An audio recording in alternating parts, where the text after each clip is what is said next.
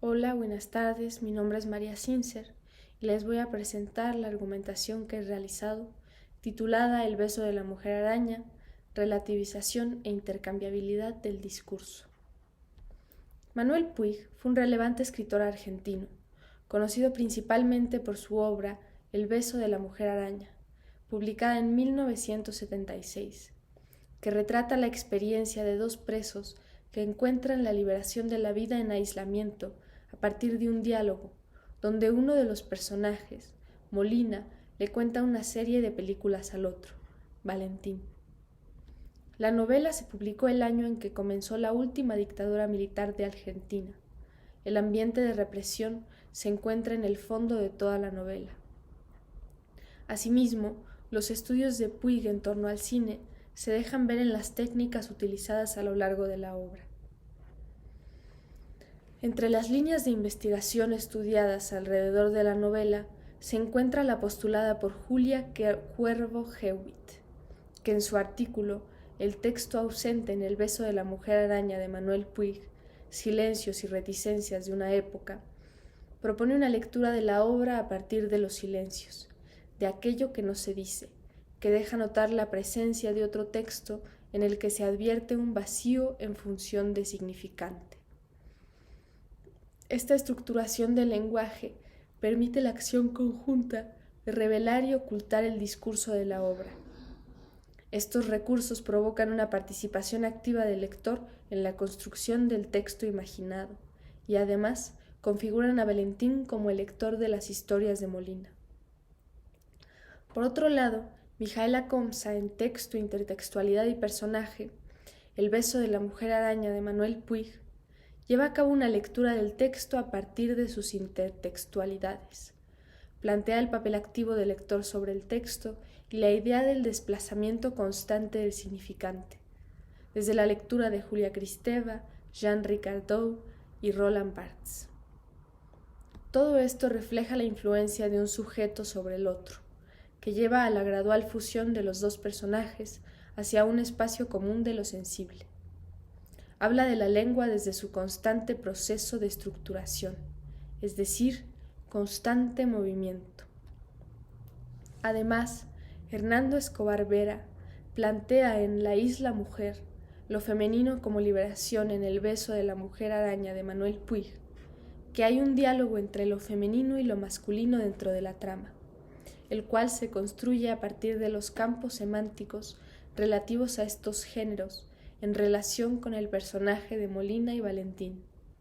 Así, propone que los personajes están en un devenir otro, Molina hacia un devenir mujer y Valentín un devenir persona. Escobar explica que los personajes logran una liberación interna a pesar de no ser liberados externamente.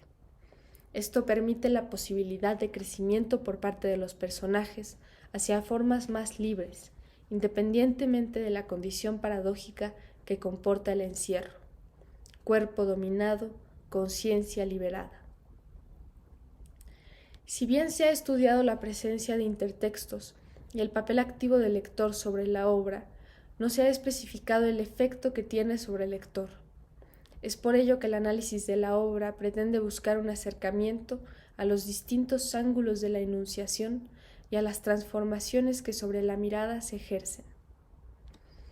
El objetivo principal de esta ponencia consiste en evidenciar el modo en que Manuel Puig, en El beso de la mujer araña, genera una relativización de los discursos, a partir de la mezcla de puntos de vista y manera de entender los eventos, de forma que muestra la existencia de una escenificación del carácter discursivo del mundo, la cual se construye a partir de la yuxtaposición de discursos y puntos de vista, en tanto que genera una explicitación del carácter artificial de nuestra estructura epistémica y por ende su intercambiabilidad, cosa que amplía las posibilidades de un cambio de paradigma en el lector. Dados los objetivos del proyecto, se hará un desglose de los mecanismos de escritura presentes en la novela, entre ellos el uso de elipsis, intertextos, subtextos y metatextualidad. además de analizar el proceso de transformación de Molina y Valentín, para después ligarlo a su efecto en conjunto, que consiste en exponer las maneras de entender el mundo y la posibilidad de cambiar el discurso.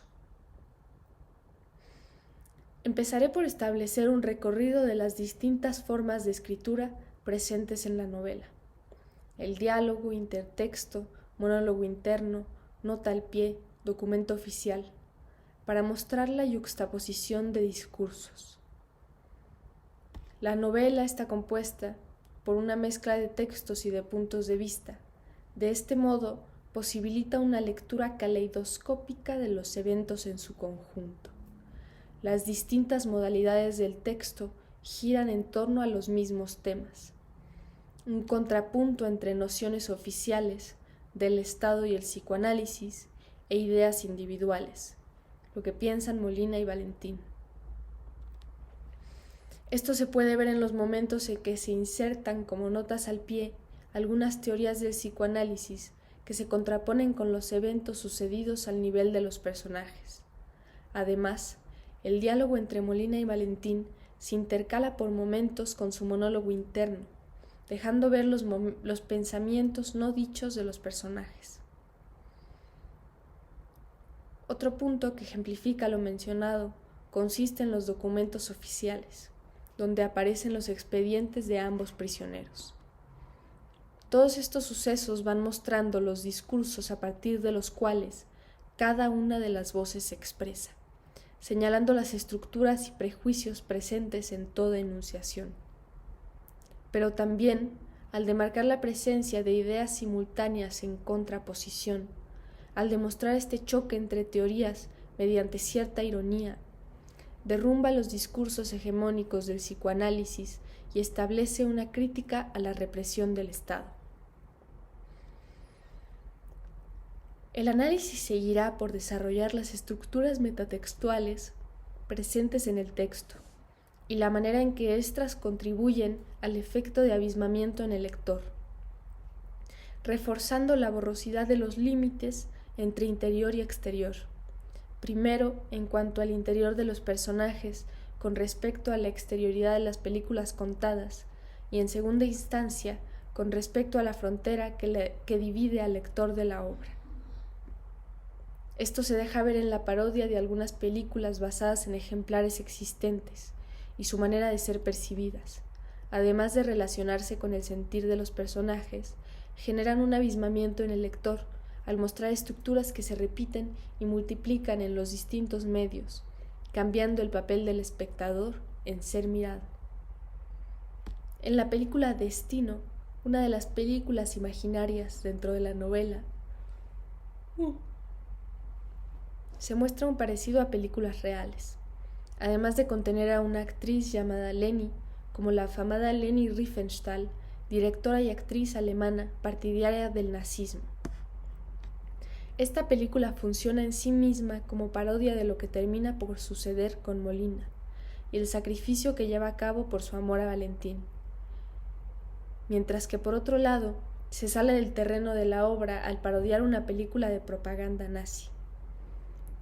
Cabe recalcar que entendemos parodia como un mecanismo que se reapropia de formas o estructuras anteriores para transformarlas en algo más allá de que esto pueda o no generar risa mediante la crítica que establece.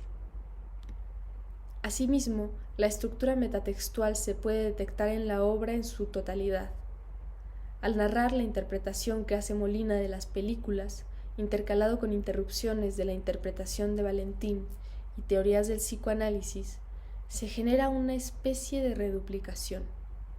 ¿En qué sentido? Al exponer dos concepciones que a su vez se ven interpretadas desde distintos ángulos en la narración, se articula un producto que en las manos del lector entra en la mediación de una interpretación más, insertando la duda de si no estará él también siendo leído o interpretado. Seguido de esto se hará una descripción de los momentos y formas en las que se presenta la elipsis y la manera en la que ésta opera. En la novela se suscita el papel de un lector activo, ya que se encuentran momentos en los que no se dice más que algunos sonidos y palabras, y éste debe rellenar los vacíos. Se cuentan historias a partir del recuerdo y desde un diálogo que no busca ser explicativo, como si el lector formara parte de lo que sucede en la celda. En este sentido, se vuelve a notar la influencia que tuvo Manuel Puig de sus estudios cinematográficos, ya que este es uno de los mecanismos que se utilizan. El film no narra los sentimientos y acciones de los personajes, sino que los muestra en pantalla, en el ambiente que retrata. La diferencia es que aquí no se utiliza un medio audiovisual. Se puede encontrar la presencia de elipsis en las interacciones que ocurren entre Molina y Valentín, donde por momentos Molina le pregunta si lo puede tocar, primero en un lugar, puntos suspensivos, después en otro, puntos suspensivos. Así es que el lector solo puede imaginar en dónde es que lo toca y cómo reacciona el otro. Además, el diálogo inicia sin alguna introducción, ni el actor que vaya a enunciar. Es poco a poco, mientras la información se da a conocer, que el lector empieza a detectar la voz y el nombre de cada uno. Una vez logrado esto, se pretende delimitar los momentos clave que dejen ver la naturaleza discursiva de la experiencia humana. En ese sentido, describir los momentos dentro de la novela en que se transita de un punto de vista a otro, y el contraste que entre ellos se muestra, a fin de evidenciar su naturaleza lingüística, y por lo tanto, la posibilidad de cambiar los ángulos de percepción. Más allá de que en toda obra literaria se significa la naturaleza lingüística, la novela en cuestión muestra desde las posiciones de resistencia de los dos personajes principales la oportunidad de salirse de los esquemas preestablecidos, generar un cambio al menos a nivel individual. En otras palabras, nos definimos mediante el lenguaje, pero es al notar su naturaleza borrosa y su engranaje que se suscita la articulación de una nueva acomodación. Con un ejemplo concreto de la novela, se ve en cómo más allá de que Molina parezca un hombre en el exterior, él se siente mujer y lo puede expresar gracias al lenguaje.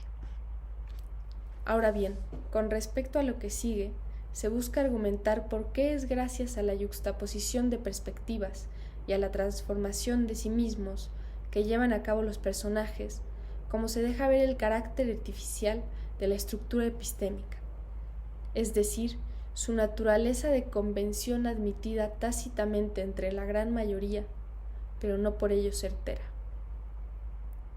No obstante, las múltiples maneras de ver un mismo suceso evidencian la condición relativa de la experiencia, además de mostrar la manera en que un cuestionamiento interno posibilita un cambio en las formas ya muy arraigadas de nuestro pensamiento. Se detectan momentos en el libro donde se mezcla el diálogo entre Molina y Valentín con su monólogo interno.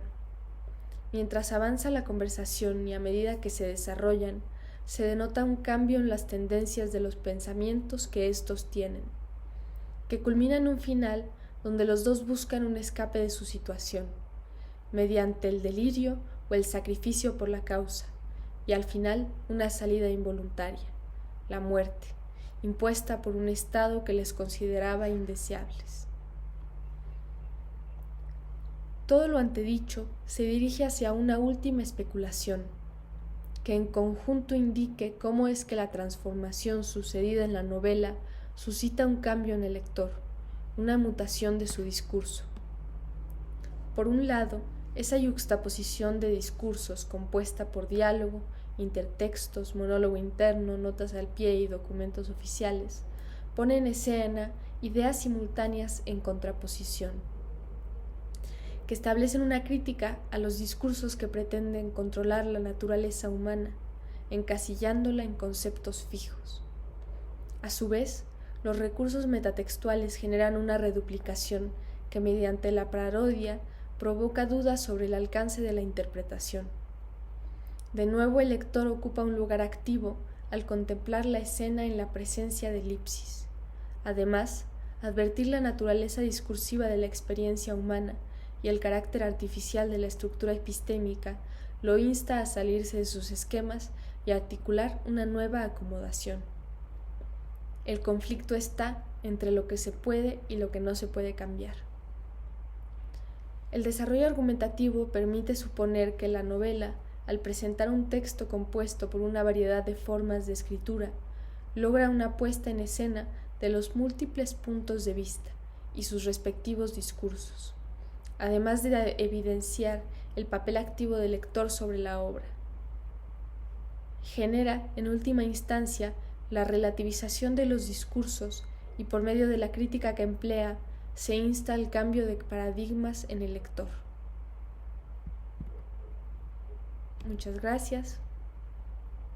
Hasta luego.